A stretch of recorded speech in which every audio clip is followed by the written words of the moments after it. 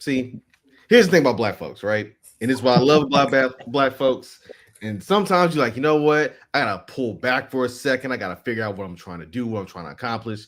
And black folks like, no, take your time, Pastor, take your time. So right now, we took all the time to get right for this because it's another special edition of the 2DopeMarks podcast. That is D to my right.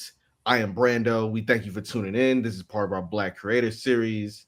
And joining us from Austin, Texas, Central Texas, if you will, home of the Longhorns, 40 acres, man from Northwest Austin, the host of the South Congress Pod, a man who has bylines for some of the places I've had bylines for, Complex, The Ringer. He is a member of Yahoo Sports' Uncrowned Vertical with Ariel Awani. And for my money, he is one of my favorite followers on Twitter and vice versa, because catch that man's wrath and venom. It is going to be jokes 1,000%. And then also he might teach you something about, how open somebody is if you watch football, depending on, your Google skills. Mr. Cameron Hawkins, aka C Hawkins, in the building. You forgot what I call him. Jay-Z has a line in one of his songs. There's nobody when Jay-Z said this line, the 60-second assassin, that's that man right there. Yes, welcome to the show, sir. Yes, I appreciate y'all. Mr. Assassinate him in 240 characters or less. Yeah, man. Thank y'all so much, man. I'll never pay for premium, man. That's it'd be too easy. You gotta get in there quick. But yeah, for sure. Thank y'all for having me, man. It's appreciated. Man. This has been a long time coming. I say it's been a long time coming because me and C have literally interacted on social media for a good little minute. D, y'all actually hung out at the bar and shenanigans ensued because, of course, ironically enough, me and Cam were supposed to meet up in Houston, 2020, 6 years ago, because the Rumble was in Houston, and he was there with our homie Shelton. May he rest in peace. Rest in peace, Shells. Literally, I was in LA, and I was like, damn, missed the moment. But the dope thing about life is you get moments to do make good. So we caught up with each other on several occasions, caught with each other in Philly a couple years ago for Mania 40, caught up in Vegas last year for Mania 41. Took the most Christopher Williams as Nino Brown as that was some light skin ass shit. Shout out to Justin. Shout out us and Justin Rich. Somehow we always like, yo, let's get the black turtleneck gold chain combo going. Man. Looking like the Rock and shit, but another reason why. What was the episode on Martin with the dog? With the dog? This is mine. Yeah. Yeah, it was that. It was 1,000% that. But no, man. Like, I think we've been following his career for a good little minute, and I feel like if you're gonna talk black creatives, if you're gonna talk black creatives from a journalism standpoint, who better to talk to than Cam? Yeah. It's been a journey, man. It's been you never know what you're setting up for. You know what I mean? You never know why you're keeping that pen sharp, why you're keeping ideas fresh. And the pandemic, for all the horrible things that happened during the pandemic, one thing that came out of it was all we had was social media, right? You're not seeing, you're only seeing the people in your house or the girls you invite over that you're not supposed to.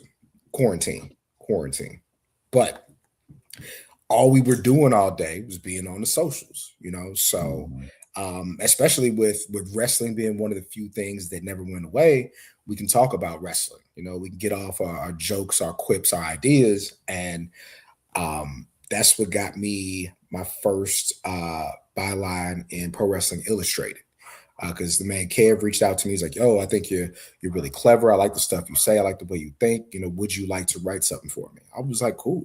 And got a couple opportunities after that with shout out to Fanside at DDT, also another Kevin, a good dude. And then when we come out the pandemic, that's when my man Emilio Sparks hits me, and he's like, "Yo, are you going to be in WrestleMania in Dallas?"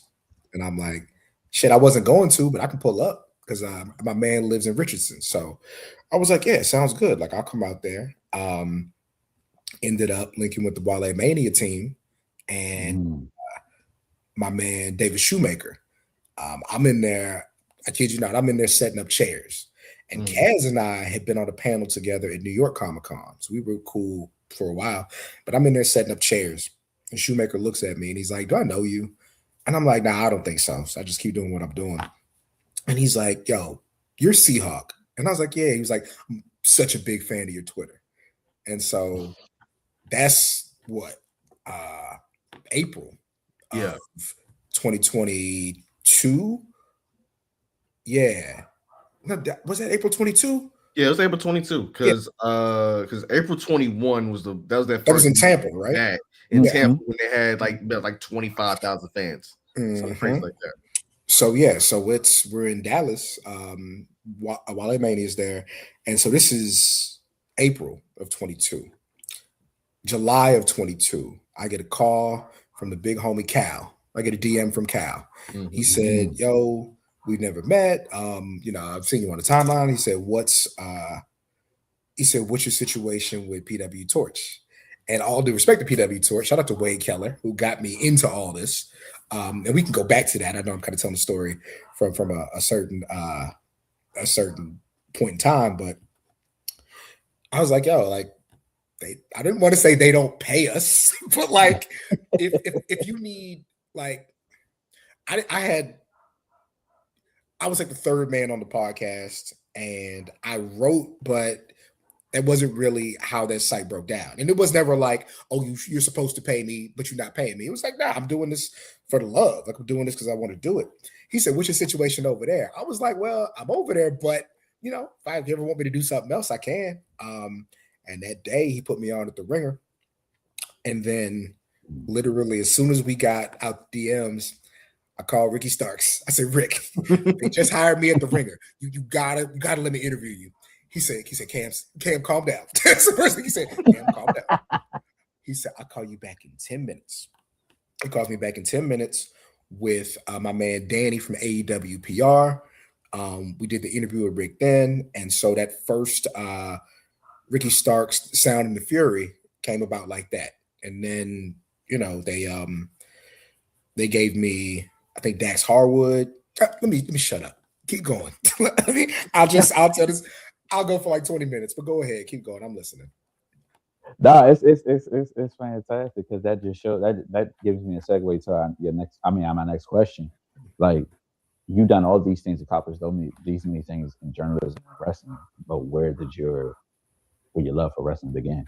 Oh man, I'm you from Philly, D? No, I'm from DC. I'm always in Philly. We've talked about this over drinks, of course. So I'm from Upper Marlboro, right? When my parents got divorced when I was little, we were living on Andrews Air Force Base. My mom was an airman. She had money, but she didn't have money, so she was working at the Capitol Center, right? Oh, word. Yeah. She was covering like the Bullets games and the Caps games and Ninja Turtles Live and all that. But one day, like when she couldn't find a babysitter, she would just take me to work with her. And I would just be like going through the stands. So she took me to a house show. It was Flair and Hogan in the cage.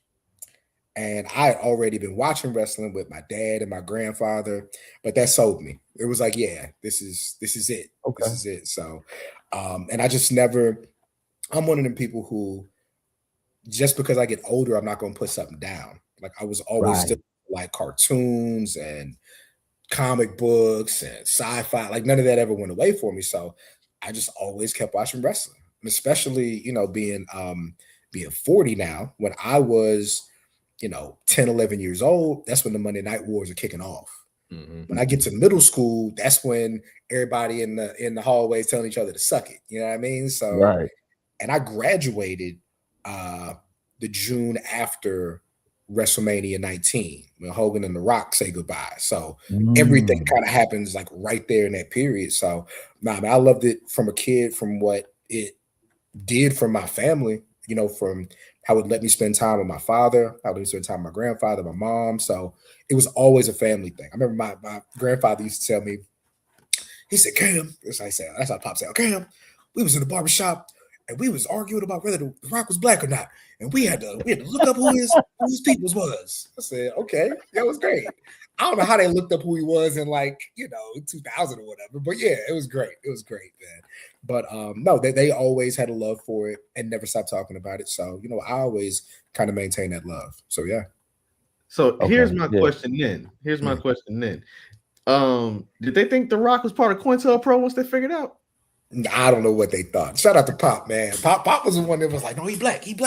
I don't know what they was thinking, man. But what's funny? Like my grandfather, rest in peace. He's at least 40 years older than me, give or take. So the fact that we have been having that conversation for, his adult life, and then from when we was kids to our adult lives, and that conversation is probably never going to stop. So, one of those enduring things in the culture. What is The Rock? So yeah, because my grandfather was the one that introduced me to wrestling, and I told the story before. I used to run around his apartment with toy guns in my diapers because he was a man that was a sergeant in the U.S. Army, and he just happened to have them shits around.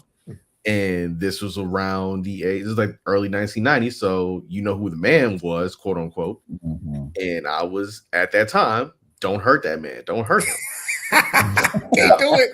I am not going to speak that man's name because, I've grown up. I've learned things, you know what I'm saying? Because with new information and new knowledge, you make new choices and new decisions. For sure. Therefore, that's how I got it.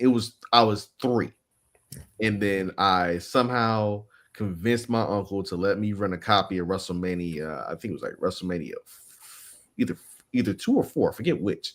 But this is back when you go to the goddamn store like Blockbuster or something like that. WrestleMania used to come in a 2-pack VHS. Sure did. And be like, God dang. So like, how heavy is this? Because again, I'm only like 4 or 5. I'm like, how heavy is this?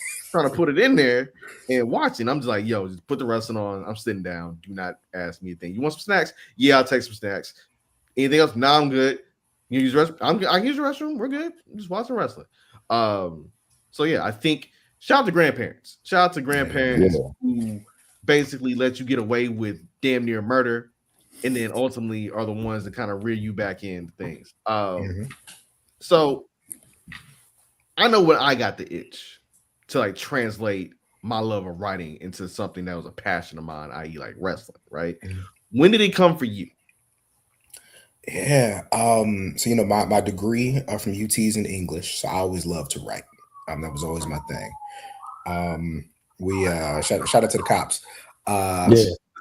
We so when I graduated, I didn't want to teach English. So I got a job working at a for-profit college. And it was the routine was pretty set, man. I go to work, I come home, I hang out with some people, but it was me and the dog just at the crib most of the time. And I remember wanting to look up some wrestling stuff online, and ended up finding PW Torch. And so I was like, man, people are like writing about this like long form and like opinion pieces and interviews with wrestlers. Like, this is really cool. So, as I kind of would navigate the site, I saw that they had this show called the Pro Wrestling Torch East Coast Cast. It was 2 guys from Philly who would get together every Wednesday and do a live call-in show. And it would be like 3 hours long. So, if it's in the evening, like that's the ride home, and that's that's when I'm at the crib making dinner and all that. And just the way they would talk about wrestling was just so natural. And they had great callers. And so I would start to call into the show and got cool with the guys, and they liked my opinion. So eventually my man, shout out to Bardre Purnell and Travis Bryant, but eventually Trav, brought me, into the fold. And was like, yo, I want you to co-host with me. And so all of a sudden I was talking about wrestling, back and forth to, my host and talking to peers. But my thing was always like, even early on when I didn't have like a wrestling writing job, I was always like, how can I make sure I'm carrying my weight in this space, right? So when we were doing stuff with the East Coast cast, I was like making the graphics and I was designing the merch and I was like all on top of that. But then like I'd be like, oh, like so I talked to Wade because Wade was always available. Like, oh, I love Bruce Mitchell's writing. I love Sean Radican's writing. Like I can do that. I want to write. And he would give me that opportunity. I remember, I don't think it's the first thing that I wrote, but I wrote this thing called The Ballad of Kofi Kingston. And it was basically about how Kofi was not The Rock. He was not Ahmed Johnson. He was not Shelton Benjamin. Like he wasn't one of these super college athletes that Vince kind of valued, that Vince kind of coveted. He was more of a regular guy, for lack of a better way of saying it, even though he was hyper athletic. And so it was just about how having a guy like that who doesn't come from this crazy D1 football background, but having him at the point where he can be a world champion, that means something to guys like me, even if I'm not pursuing wrestling. You know what I mean? It just lets me know I can get into rooms I was never supposed to be into if I want it bad enough, you know? And so, I think that kind of got everything going. And that's when I really realized, like, no, this is something I want to keep my pen sharp for, writing about this thing that I love. So, yeah. So that leads me to my next question. You've done the writing thing. You got your degree in English, and you're talking about wrestling pretty much every day. So, out of the whole like spiel of things, what's your favorite part about it? Like, I get that you get to talk to wrestlers, I get that you get to write it, but what is your favorite part about the whole thing? Talking to niggas.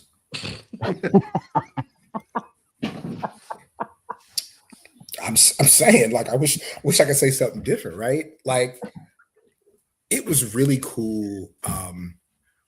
The coolest thing that ever happened was talking to Sting, right? Because that's not just somebody I grew up on. It's not just somebody I've cracked mad jokes on, but I always loved Sting. But that was when they gave me the ball. That's when AEW trusted me enough to sit down with him for an hour and a half and tell that story, you know? That's the coolest individual thing. But as a whole, man, like when we went to that Wale Mania, that first one, and I had just, I wasn't with the Ringer yet. I was on social media. I had done like a couple of magazine spots against some lower level internet spots. We get there, and one of the first people I see is Mello. And Mello looked at me and he said, "Yo, he said it's the older me." And I was like, I didn't even know this dude knew me. You know what I'm saying? But we chopped it up for a while. Come to find out, like, he knows me, right? I remember that same night we were with the Street Profits and they had no idea who I was, right? Then we get here to Vegas for the Netflix brunch after WrestleMania. And Tez cuts like a whole video. Shout out to my man Seahawk. He been doing this thing in this wrestling journalism, you know what I'm saying? And we just like kicking it. It's like I get to tell Black stories that have never been told. That's the thing. Like people have told their football stories or basketball stories or track stories, and that's great. Like, we want to hear all those stories. But like, to tell a story about, like, to tell Ricky's story about where he came from, to tell Melo's story about figuring it out. Listen to the first person I wrote about for the Ringer was Ricky. The first WWE person who trusted me enough to write about him was Melo. First person I wrote about for Yahoo was Trick. And these are all people who like knew me but trusted me enough to tell that story. You know, people I can like call on the phone if like I need something. You know what I mean? Like, it's you can't. And again, the appeal, and Brando, you know what I'm talking about here. The appeal is not because they're famous people.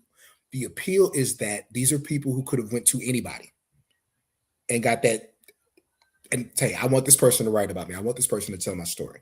I interviewed Javon Evans like 2 months ago. When we get done, I told him, I said, look, I appreciate your time, but you hopefully find somebody who is 21, 22, who can tell your story in a way that represents you and your age and your attitude and your verbiage and all that. Like, I can do a close facsimile, but find somebody like that, because if that's the person that interviews you now, that might be the person to write your biography. Come to find out, they've been writing it, because with Rick, I told him, we interviewed, shout out to Danny, me and Rick interviewed.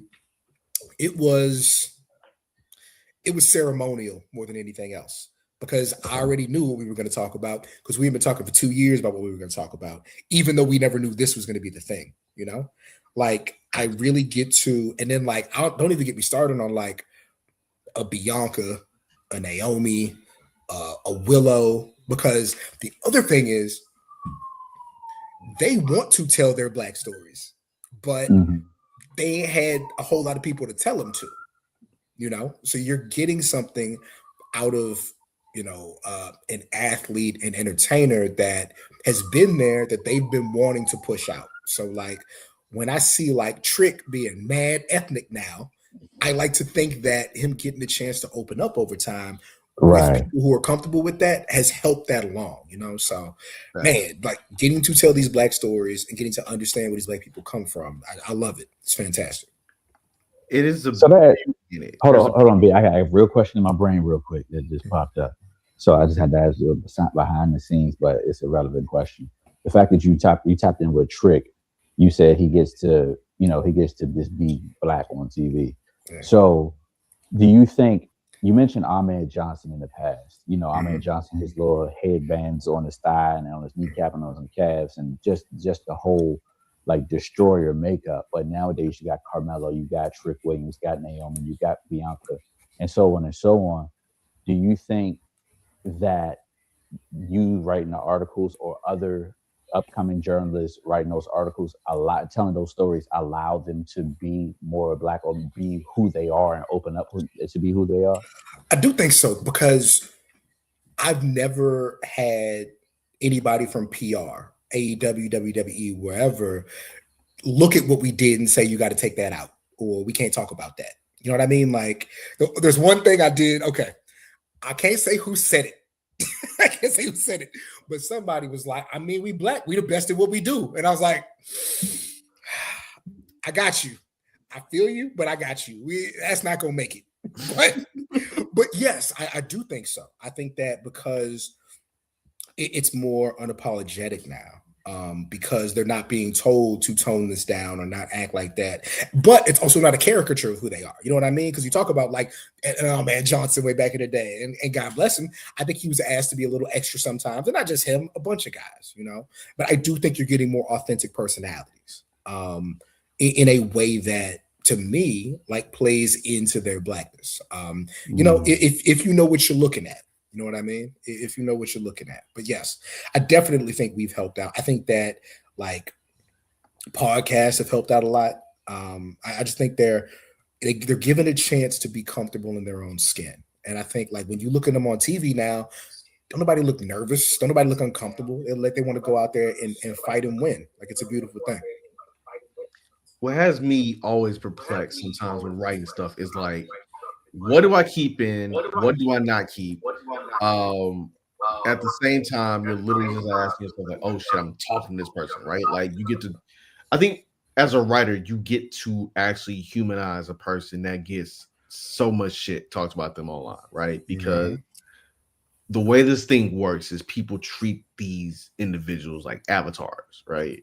And it's so mind-boggling. And I think for you in particular, the way you humanize, certain people and the way you humanize certain subjects when you're writing about them, that's what makes you you. That's what makes you one of them ones, right? And I ask this, it spins me into this particular question. When you think about pro wrestling and how much we love it, you also know that a bunch of bullshit comes with it. Do you think sometimes that as a creative that you're writing this because you love wrestling, or you are basically doing this out of like force of habit, like your heart's not fully in it, but you doing this because that's what people expect you to do? I never want to be stagnant, I'm at Yahoo, I'm in a big writer's room, you know. There's a budget every week. So you got to get yours in, that does have to happen. Now, I've taken, 3 weeks off. I've taken almost a month off. But I think with my thing is like, can I tell the story in a different way than everybody else is going to tell? Like I don't have a lot of interest in like, excuse me, I don't have a lot of interest in like pay-per-view preview. You know what I mean? Because and we talked about that, like, sometimes that stuff can be kind of tedious. So I have 2 interviews tomorrow with WWE, and I've actually done features on both of these people for a different outlet than I'm doing it for coming up. But the reason that I like it is because they've changed in the last year and a half. They are in different spots. They have different expectations. I'm sure they have different goals. And so that keeps the thing interesting. Like that first year at Yahoo, I was writing like event retrospectives as kind of a cheat code. I thought they were really good, but it was like, I'm not writing a feature on a person. So here's the best of the American Bash, here's the best of the Royal Rumble, but you can only do that one time, right. Like you do that once, you can't do that every year. There's no way to like recycle or remix that, not for no damn money, like you can right. you can retweet it. But no, yeah, I absolutely have times where I'm like, I don't feel like doing this, but I think that's the strength of good writing. If when you do it, if you have the ability to only do it when you feel it, God bless you. Hey man, them sneakers I got for her over there, they ain't cheap, But if I were to pan this camera down, we are in a similar boat, sir. Yeah, a man. similar boat. It don't stop. But no, I'm blessed enough to really be able to go at it when I want to go at it. Like December, we went crazy in December. Like we did our end of the year stuff, and so we keep a spreadsheet for our end of the year votes. I was looking at the votes and I said, okay, I'm 99% sure who's going to win. Right. So I immediately called AEW. I was like, yo, I think Adam Page is going to win Wrestler of the Year. Adam Page has had a fantastic year. He's going into a title match. Let me get the Hangman. So they were like, all right, cool. Sounds great. And I told him, I said, look, this is what it's looking like. If you don't win, I'll just take out a couple of sentences and we'll talk about how well you did. And it worked out great. And so technically, that was a nice little Christmas bonus. I get to write Wrestler of the Year and write a Hangman feature because it was him and EO. So I wrote that thing and then also got to write the Hangman feature, But that came from a place of, wow, I got this really cool idea. I see the way the wind's blowing. That's not going to happen every month. You know what I mean? Right. Like that's not like, and the other thing about me, there's a place that WWE goes a few times a year that I don't write about. And listen, we're all different. Nobody has to go by my rules. I don't have to go by nobody's, but that can fuck up your month if I bet if it's January and the Royal Rumble is there, and I'm already like plotting out WrestleMania weekend next year. I'm like, okay. And the thing is, I'll write about the talent, but because they got to go to work, right. And so like, we don't stop telling their stories, but that's kind of a personal thing, but I understand that and shout out to Yahoo. I told him that off rip, and it wasn't a problem. But it is like I said, it's a competitive room, and so you got to get in where you fit in. But you also, I think, have to exercise a little bit to keep that pen sharp. It can't just be when you have a great idea. It has to be when you have an idea. And then listen, between Cal and Shaheen, I got two of the best editors in the world. I'll say this. I think I was a good writer. Cal taught me how to write features, though. Because, boy, if you saw Google does red marks. If you saw the red marks on some of my features, yeah. And what's crazy, I think it made me better to the point where that does not really happen at Yahoo. But yeah, Cal used to be like, why are you saying this? Is there a better way that you can say this? Why do we need this point? Why did you use this quote? And so it was a lot of that. And so, yeah. But listen, I'll tell you this, though. That was the most fun part of it all. And I tell him that all the time. That was the most fun part of it all. It was great to see people give you a bunch of retweets and a bunch of likes and say, man, this is dope. I love this. You're so good at it. Nah, I want to be put through the paces. Like, that's the fun part. Like, the actual working out of it is the fun part. So, yeah, man, I think I write for my peers. And that keeps me motivated. I write for my writers. And so, yeah, that's how I stay motivated, knowing that there's guys and gals on either side of me who are very good at this, who I want to keep pace with. That's dope. Yeah, that is. Look, to have a mindset of like, yo, I'm writing in not even in like true competition, but in appreciation, because I know somebody else can be like, I know I can do this a little bit better. Right. Been there before. And in terms of watching a Google Doc turn from a couple thousand words into a whole bunch of red ink, brother, it's tough. It brings you back down to earth, man, but it makes you want to push back up. It's fun. Yeah, Really it's sure. You're Sisyphus in a sense. You're trying to push that rock all the way back up that hill. Back up that damn hill. Yeah, man. Yeah, man. So, as somebody who covers wrestling the way you cover wrestling, you have also had to entertain, and I say entertain loosely here, the best and worst of the internet wrestling community. Yeah. Do you think that the sparring sessions you get into on social media help you as a writer when it comes to trying to make a sharper point? Oh, I tell my friends that I'm like, this is practice. This is exercise. Like, yeah, no, absolutely. Yeah, man. Why are you arguing with people all day? I'm like, man, this gets me going. Shout out to fam. But yeah, man, it really does like get my mind working about how I can say a point or be a little bit more clever about something. Absolutely. Yeah, man. And it's never, and the thing is, like, it's only been real beef a few times, like it's only been real beef. So not you with the country of England, not you with Omos. Shout out to England, man. Shout out to Omos. Omos got to stop hugging my girl so tight. I don't like that. Don't. Y'all can just dap up. It's cool. You won't hurt her, I promise. But nah, it's rarely like, the only time it's really been beef is when people start to question your character, your moral judgment. And it's like, whoa, like that's not wrestling. We can have different opinions on stuff, but that's when you really got to like bring it back down. But nah, man, it's typically in good fun. Like, yeah, man, when I told that one guy, he was, I don't know what he was mad at me about. And I said, well, I might have asked him, I've seen you and your girl. There's no way your kids are okay. That was a little mean.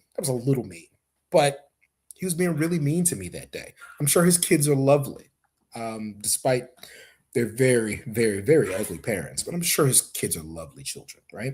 But then, like, you know what it was? Let me tell you what it was. I almost forgot. This is why we got into it. UFC don't pay their fighters enough. They still don't.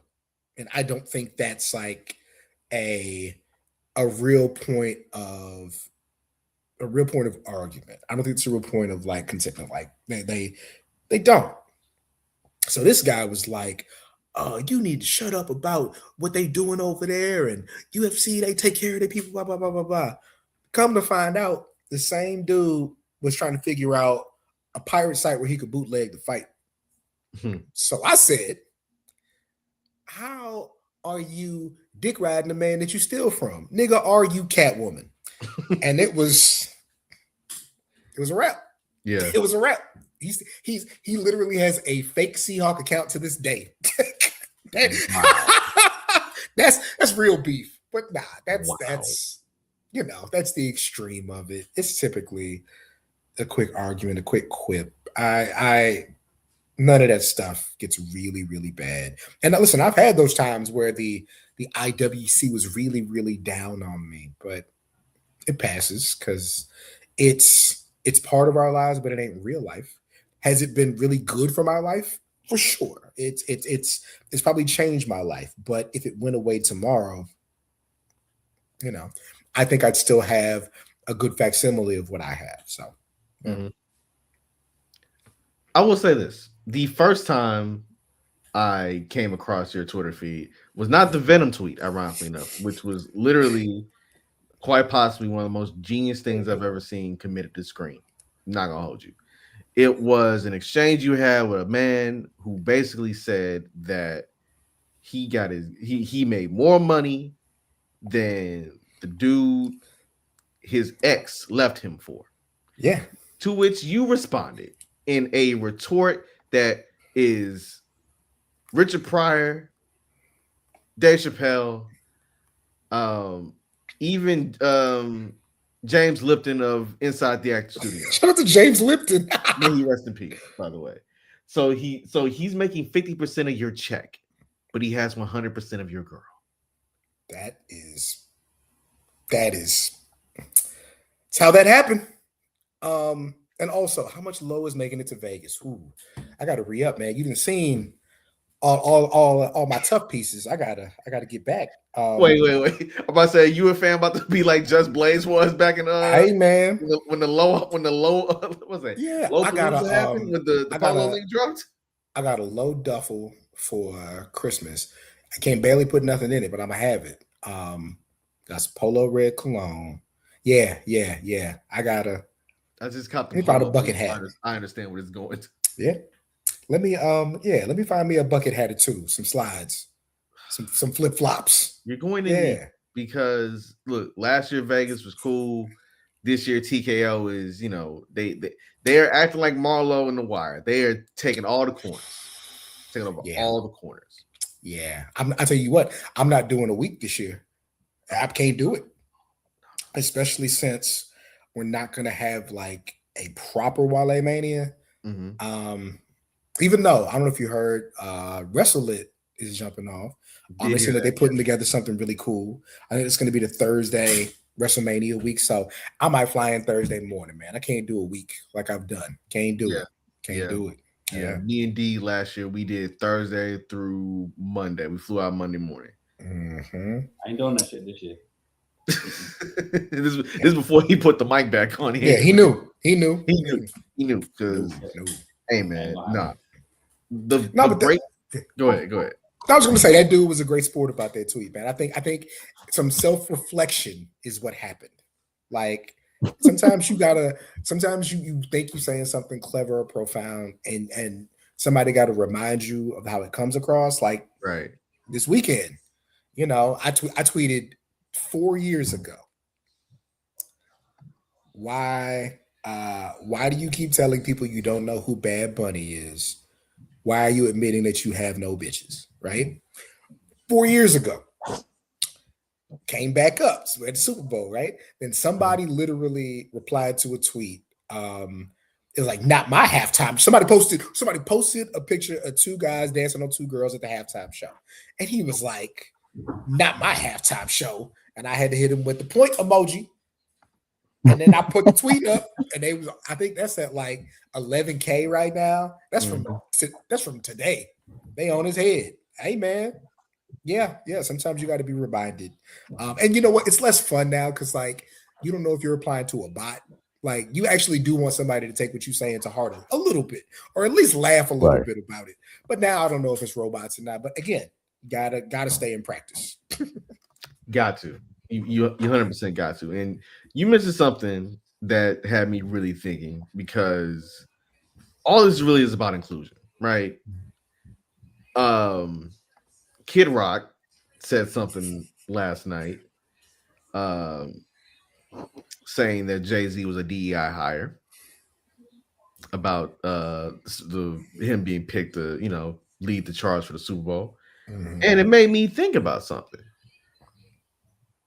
Is the man a DEI hire just because the NFL was like, hey, we need somebody to get this Kaepernick shit off our heat? Or was he the right man for the job because, hey, who but Hove has been an avatar for saying, hey, y'all need to dress like paralegals when y'all go to the club? Who but Hove? Yeah.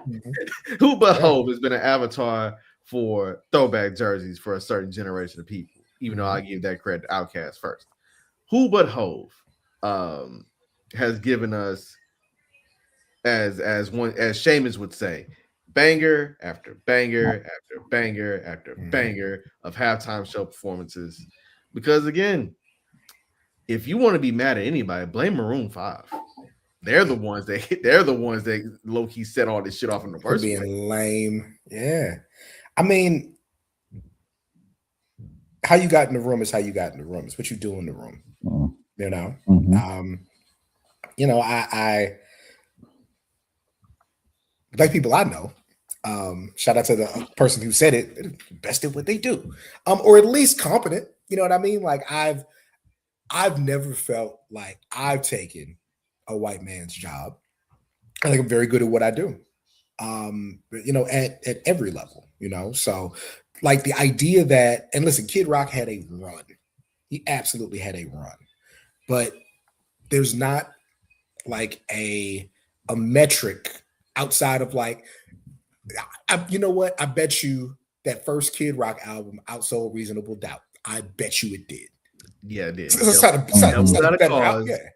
Devil without a cause. We can do the Googles quick, because I knew somebody who had it in the year of our Lord 1998, meaning the same time that DMX was pretty much the biggest rapper in the world. Kid Rock dropped what is it? 6 million, 4 million.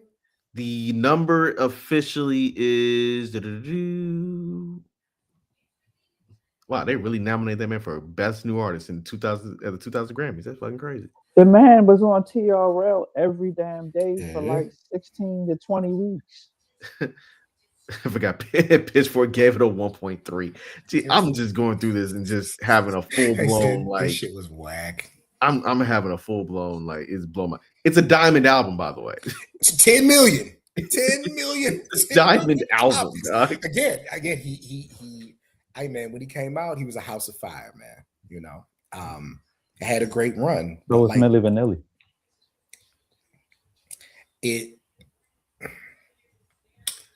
If you have to switch audiences at any point, I think as an artist, I think you failed as an artist, because your core should never leave, but like, if you're not making significantly different music, and his music isn't super different, it might have, I don't know, some different synths, some different drum patterns, but he's not making different music. He's making, fake rap rock, fake country, white boy music that never died. But when your music is a fad, like Eminem sustained, because Eminem is like, one, super technically sound. I'm not trying to say they're the same guy, but super technically sound, clever as hell, and genuinely speaks to a portion of the country that has never been spoken to.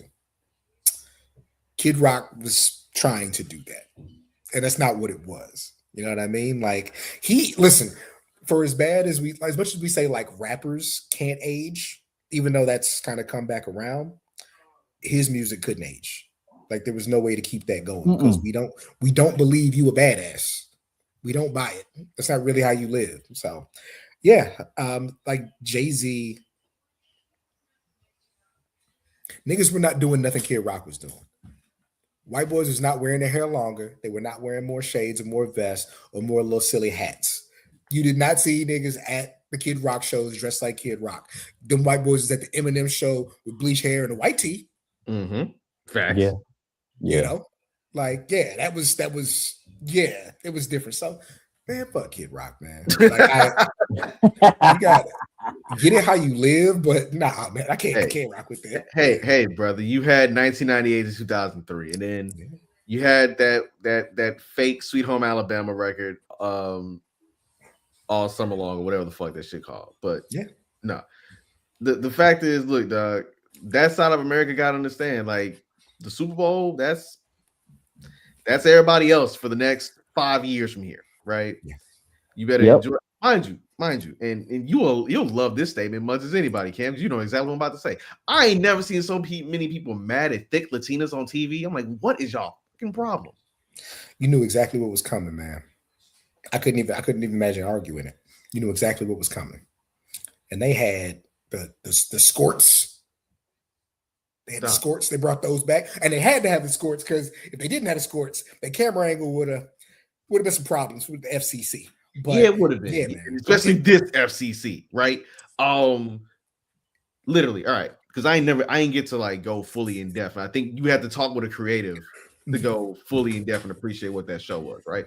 So again, do I know a whole bunch of Bad Bunny songs? No, outside of Booker T, Chambea, thanks, Backlash. Mind you, that's a 2017 Bad Bunny record, and that shit rang off like it was red, right? That shit crank. Yeah, but I knew the records going into it because I also listened to the album, right? And what I saw was similar to what I saw last year with Kendrick. A story was being told. Now, whereas Kendrick's story was like building up to the crescendo of I'm about to drop an anvil on a beige nigga's head. Wile E. Coyote style, dog. That's how Wile E. Coyote, yep. Bad Bunny was literally like, nah, I'm about to take y'all. I'm about to bring the island to Santa Clara, California, and all the elements of the island, from the sugar canes to Poppy running the bodega, all of that. I'm like, you can say it's Puerto Rican, but I know damn well there's a lot of people who know that's like, okay, that feels like Austin, Texas. That feels like Third Ward, Houston. That feels like DC in some way, right? Because all them same elements, we all do the same shit. Little kid being tired at the wedding and then he sleep on the couch while everybody's still partying. Been there before, right? Yeah. Literally, that shit was so fucking fun. That shit was beautiful as hell, dog. And like I said, nobody understood what he was saying, but it was music. If you're a true music fan, it's not always about the words. It's always about, it might be the beats, it might be the sound, performance, different types of things. Like, I enjoyed all of it and didn't hear nothing that he said. Yeah, because again, like, there's the Spanish you and I were taught in Texas schools, and then there is that fast Caribbean Spanish that you hear in Puerto Rico and the Dominicano, even some Haiti, right? But when you hear it, you're like, oh, they speaking fast as shit. But then when you hear like in music, like, oh, this is like, okay, pop it. Because again, remember, D, we were in Costa Rica a couple years back. Remember we was in that club that DJ threw in that Bad Bunny, the whole shit went up? Yeah, they was ready. They was ready for that shit. Dog. Again. Until I had to tell them put on some Young Dolph. You know what I'm saying? I had to like some bullshit. 100 shots at the game that Costa Rica hitting 100 shots, Cam. I'm just letting you that right now. They ain't know what to do. He was, to be fair, he was DJing off of YouTube. So he was like literally. That they came on doom doom doom doom doom doom doom doom with Dolph and then Dolph on there. Yeah, man. It's Dolph. 100 shots. Oh man. So D has this question that our previous guests, Black Wrestling, both answered. Since we're discussing music and we had to get on a tangent because we had to get one of them classic Seahawk rants before we get out of here. Name your 5 favorite hip hop groups of all time. Favorite of all time. And it don't have to be no specific. Yeah. Outkast is number one. Just Mhm. just the. I feel like you can pull up an obscure Outkast song that somebody's never heard and they will love it. Like my favorite like Outkast B-side is Red Velvet. I think it's one of the most amazing songs ever. You know, it's a song about a song about not stunting, man. It's a beautiful record. Just the music they make, I think, over time, watching people really grow up. You know, watching who they were, you know, on Two Dope Boys in a Cadillac and you know, AT Aliens. And, oh man, just yeah. I think again, there's just I could talk about them all day. Of course, Brando, you got to know, you know, when I came up, Paul Wall and Chameleon are one of my favorite groups ever because that is, and it's funny. Me and Joel Anderson are going to do a little Michael Watts podcast. But it was. I'm jealous. Yeah. I am jealous off rip. I'm jealous. I'm down for that. I'm jealous. All right. Number one, because Joel's from Mo City, like I'm from Mo City. We may be two different generations of Mo City. But all right. Real quick, because you're now about to send me on a tangent. You can hold on to Paul and Chameleon as your number two. Oh shit. So Paul Wall and Chameleon, our group, right? They have a whole album together. We discussed this last week when we were talking with Matt. But Paul Wall and Chameleon are arguably the if you want to say from Texas alone, they're either number 2 or number 3 in terms of duos, right? Because Pimp and Bun got number 1 because they got longevity, right? Absolutely. But Paul and Cam got 2, and depending on how you like listen to Screwed Up Click, Kiki and Fat Pat got number 3. Ooh, okay. Yeah. They got number 3. Yeah. So not Zero and Trey. No, they don't. As much as I love Ro and Trey when they weren't beefing with each other. Okay. Ro and Trey probably my 4. And the reason why is because, look, I know that Ro and Trey gave me No Hook. I know they gave me ABN. I know they gave me Fonzer the Main, right? But there is a chemistry when you hear Fat Pat backdoor Lil Kiki on a screw tape and vice versa that you're like, all right, this is arguably the greatest rap duo that never really was. It never put out like a full length tape. Right now, if we talk in Swisher House real quick, since y'all doing this pod, and I may write something about this. I am actually doing this, but Swisher House took what DJ Screw created in Screw, right, and they applied a modern business model to this shit. So I asked my homie from Oklahoma, hey, when's the first time you listened to Swisher House, right? And he said, I was in Dallas at Big T's trying to figure out, do I want to get some shorts, a grill, and maybe my oil change for $80. And what happened? And what happened next? Somebody said, hey, you want to check this out? Yeah. And so basically, George Lopez. Shout out to G-Lo and Trinity. Yeah. So George Lopez had Switch House tapes at the table because, again, he was like, yo, ain't mind you, real quick, George Lopez is a legend because George Lopez gave us Dirty South Riders and DSR, right? That's first. So at T-Town's Bazaar, literally, you get all the Switch House tapes. Why? Because Paul Wall drove them bitches there himself. Drove to Austin, drove to San Antonio, drove to all the little, let's say, all shout out to Nacogdoches. Shout out down, right? Huntsville, exactly. Basically, Michael Watts and them said, we are going CDs because if Screw doing tapes, we doing CDs, and the connection there literally grew. I cannot recall and tell you how often I tried to burn a few Swish House freestyles on a CD off Kazaa, because again, I was a little too young to just go ride around and go find them. But also the two greatest little flip freestyles are on Swisher House tapes.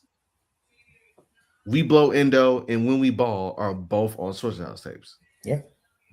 And the legacy that is that Michael Watts perfected what Screw created. That he figured out like what is the most memorable thing about a Screw. is slow down, but bringing it back because you always want to hear that one line or that one bar, that one super play. And also, Swisher House as a collective might have better rappers than the Screwed Up Click in totality. Yeah. Like, again, they got, Pat, Kiki, heavyweights. But they also got you know who they don't have, though? You know who they don't have? They don't have Cam. They ain't got Slim. They ain't got Paul. They ain't got they ain't got Big Pick. They ain't got Big but they don't have the 50-50 twin. Yeah, they don't have 50-50 twin. They do not. 50 said, catch me at the Kappa.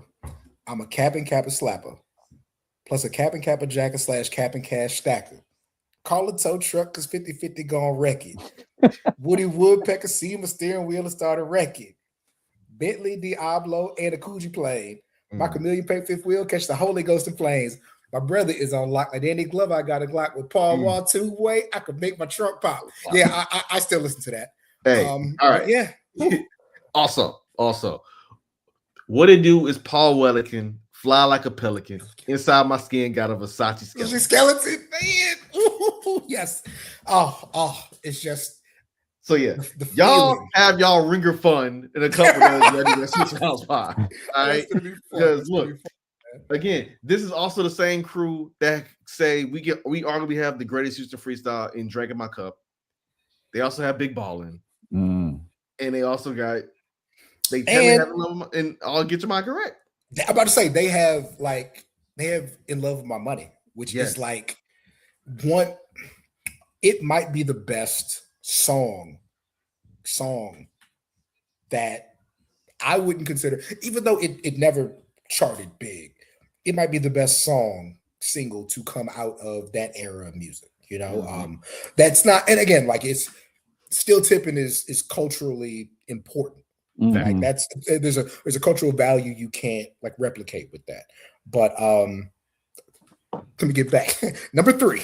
We could be here all day talking. You still on number 2? Oh, no, he said Paul. He said Paul Camps too. Okay. I put, of course, UGK's there. Now, two more, because there's so many. Now you start to get afraid of who you might leave out, right? I had that issue last week. Yeah. God. Who else? Look, I'm like, who else did they say? Damn. They said all the regular ones, but I mean, I feel like our guests for the next couple of weeks are actually going to be indifferent. Be different. Be different. Yeah. No, I know what you meant. Yeah, for sure. Hold on. Sometimes you gotta look at like your most played in your playlist. Oh, Ball and G. Oh yeah. Oh, yep. Oh yep. God. They said, hold up. They said them too. Yeah, Ball and G was just and listen, I really 3-6. Like I can't. What they were doing, like with the music, was so good, and then they jump on the beat and they would just say exactly what needed to be said. No wasted motion with those guys. And why, like as I'm saying that, why do I feel like I really left somebody out? It's really gonna hurt my feelings. But hey, the 5 you go with is the 5 you're thinking about, right? Right. That's that. Man. Because D's went. Yeah, I'm happy you said 3-6 because you mentioned Ball and G, and Ball and G were a little earlier than 3-6, but 3-6 carried Memphis to another level. I don't think 3-6. I think 3-6 permitted the Young Dogs, the Key Glocks, the Glorillas, like that situation. So yeah, I'm glad you said them. Yeah. So mine went as of, let's see, it is February the 10th. So has my top 5 changed in a week? Not really. Yeah. It is still Cass number 1. It is still, mine's in no order. Just listen to 5. It is Cass, Ball and G. It is Little Brother. Oh, see, no, I quit. There you go. Because that's Loving It is like, that's my song. Minstrel Show, everything on the Chitlin circuit. Oh my God. Yeah. So listen, I would take out, Damn. Let's take out Who? 3-6. Let's take out 3-6. I would put Little Brother in there for the rapping. Like it just it's so good. Grown man rap. You hate to hear like that term, but May the Lord watch is just like I feel that. Yes. Yes. Yeah, I'm still mad. I didn't. No. I quit.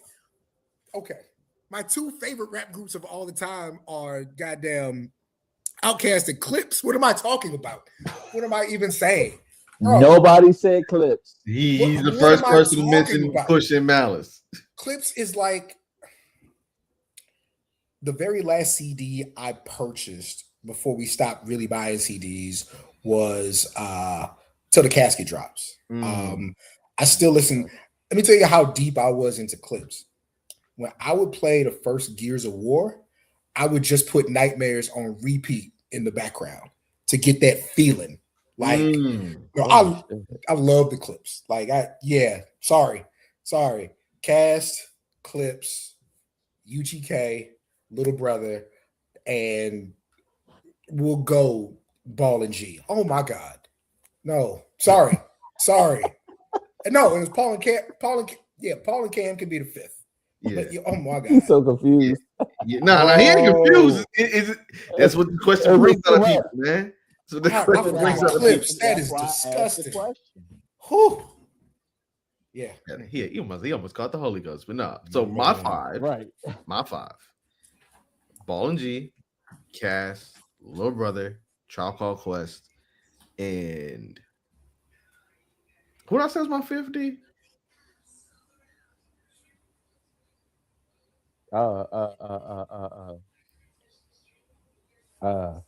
Uncle Chad.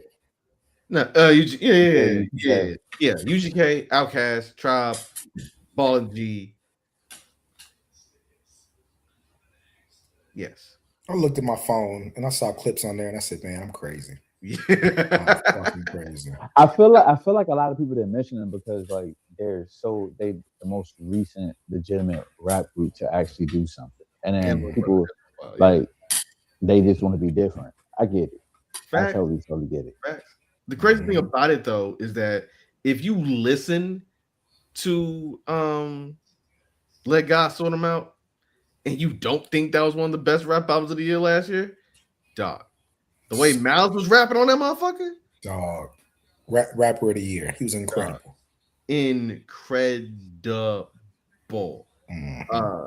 D's favorites.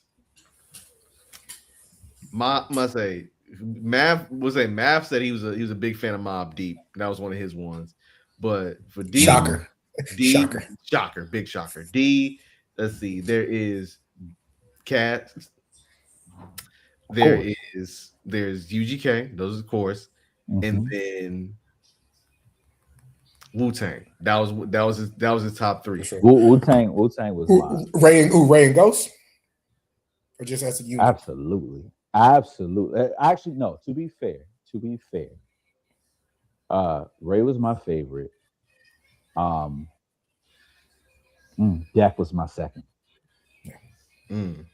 Dak had the best lyrics out of everybody. That is surprising, but he's dope. Yeah, he just didn't transition to the mainstream like Ray or Ghost or Meth or ODB or whatever. But that Bomb Atomically, I knew you was gonna go Triumph. I knew it. I mean, but he opened the shit. I mean, listen, that's a whole nother monster, and he's the most underrated one. People look at Meth for Takao. People look at Ray for, you know what I'm saying, like the Purple Tape. People look at Ghostface. I'm like, what are we doing? But that's the commercial one always gets the best promotion. Mm-hmm. But if you're a hip hop fan, you know what you know and you like what you like. You talk about listening to music and not understanding the words, but knowing it was dope. Ghost is my favorite rapper, and I can maybe recite one Ghost song, but I know he's dope. Like, yeah, and I'll listen to them. I'll listen to Supreme Clientele back to back to back. I love what he did on Fish Scale, like, yeah. And I know he's great, and none of it makes sense. And he says, I don't really be rapping to make sense. So what? It's so good. Yeah. Ghost for me, and I interviewed you guys a few years back about this too. Like, they're fans of each other. Like, Wu are definitely fans of each other's rapping. Yeah, You got it still mad. They didn't get a chance to like really eat off the first Wu album because he was in jail. Yeah. What, that church has the ghost? Oh nah. One in the head, I'm saying, this is how we do it. Put a buff rider on my dick, bust right through. Like, throw it. Exactly. Oh yeah, for sure. What a time. Well, Cameron Hawkins, Seahawk, rest in Twitter's most interested. You have anything you want to plug outside the Tommaso Ciampa feature you did last week, which is excellent, by the way. Yeah, that brother says, I am tired of being told I peaked, and he showed it in the last week because he is now TNT champion. He got a new baby. It ain't Goldie no more, it's Sylvie. And they got heat coming up for him. So I'm excited about that. But that's me bragging on you. What do you want to plug? Hey man, real quick, shout out to Ciampa, man. One thing that didn't make the article, I said, who do you want to face? And they gave me some names and this and that. I said, hey, Kev Knight said he wants it. He said, no, he said no, he doesn't. He said, no, he doesn't. He said, hey man, he said kids will be kids. And he said, with tongue in cheek too, because I made sure Kev was cool with it. He said it, but he was like, he's a good bump taker, you can jump around a little bit, but this ain't what he want. I was cracking up. Ciampa's a very good interview, very motivated, very cerebral guy, not in the way people like throw that word around and say he's smart, but he really pays attention to what he's doing and who he wants to be. Yeah. I guess the only thing, well, I got feature coming up with talking about my weekend in Vegas for UFC 324, being hosted by Total Wireless. That'll be on Fightful because I said, Sean, they flew me out and they put me in a hotel. I can't take no money for this. And he was like, do you want to give me some money? I was like, no, bitch. So that's a cool dude. That's a free feature over there on Fightful. Shout out to Sean Rossap, man. Salute to Sean Rossap. Salute to his love for the Cincinnati Bengals. I wish they did better by him, but they cheap. Right. So. Outside of that, like I said, I got probably two things coming up with the Ringer in the next few weeks. And I've written for the Ringer it's been a while. But I got some things coming up over there. And then, like I said, the thing me and Joel are working on, that's probably, that's I would love for it to be on the Ringer. I'm pretty sure that is going to be a South Congress thing. And then finally, still the very best wrestlers of 2025 book you can find on Gumroad. Me and 6 really good writers talked about, who we thought were the best wrestlers of the year with graphics and features, and the fantastic artist Laura Moran did the artwork. So yeah, man, we do a little bit of everything. Like I said, I try to stay valuable in the space and do something a little different whenever I can. So yeah, we got like you said, the Ciampa thing just dropped. Shout out to Yahoo on Crown for that. Apparently, we just started a new podcast with Solomonster. I just see the tweets like everybody else see the tweets. So so salute to him doing his thing. I think episode 1 just dropped today. But yeah, man, a little bit of everything. But yeah, just follow me on the socials, Seahawk, CEEHAWK. I'm love to talk to you there, but don't come talking crazy because you can get put on the wall too. That's about it, man. That's about it. D, you got anything you want to plug? Follow 2DopeMarks. We got a whole month, Black History Month, full of other Black content wrestling creators, and you never know who's gonna show up. These is facts. So yeah, that is tonight's Black History special for 2DopeMarks. We thank you for tuning in. Follow 2DopeMarks on everywhere you may find podcast, YouTube, website, etc. All the same. Number 2, DopeMarks, in case you don't know how to fully phonetically spell that thing out. D will be doing some solo work pretty soon. With a major, because Fight Club coming up.